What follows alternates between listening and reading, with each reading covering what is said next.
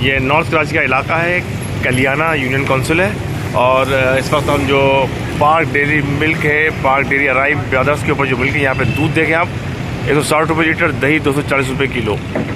और पूरे शहर के अंदर 200 रुपये किलो के हिसाब से दूध फरोख्त हो रहा है। और शहरी भी यहाँ पे आई।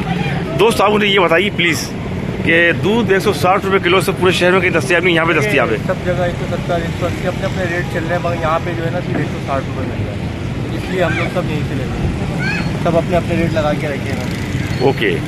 तो दोस्त आप मुझे बताइए, आप माशाल्लाह आपकी शॉप है, तो ये शॉप को आप देख रहे हैं कि इस वक्त यहाँ पे दूध 160 रुपये लीटर के हिसाब से और दही 240 रुपये किलो के हिसाब से फ़रोख्त किया जा रहा है।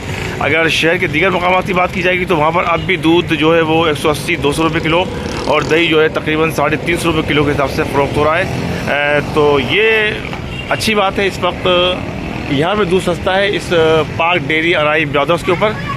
तो जो नॉर्थ कराची के लोग होते हैं उनकी तरजीह ये होती है कि उसी शॉप से आकर यहाँ से दूध ख़रीदें, क्योंकि साथ साथ अब कमिश्नर कराची और ज़िले इंतज़ामिया ने भी इस बात का फैसला किया है कि जहाँ जहाँ दूध महंगा फ़रोख्त किया जाएगा उनके खिलाफ कार्रवाई की जाएगी।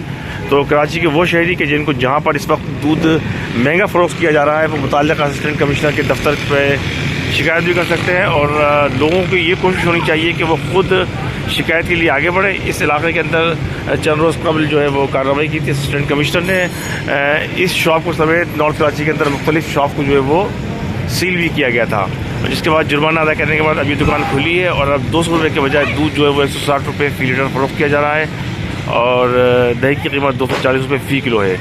तो कराची के वो शहरी के जहाँ जहाँ दूध महंगा मिल रहा है वो इस हवाले से commissioner Karachi complaint send number और मुताल्लिक़ा डिप्टी कमिश्नर को शिकायत कर सकते हैं, ताकि उनके इलाकों की अंदर भी बासानी दूध और दही सरकारी रेट पर दस्तियाब हो सके।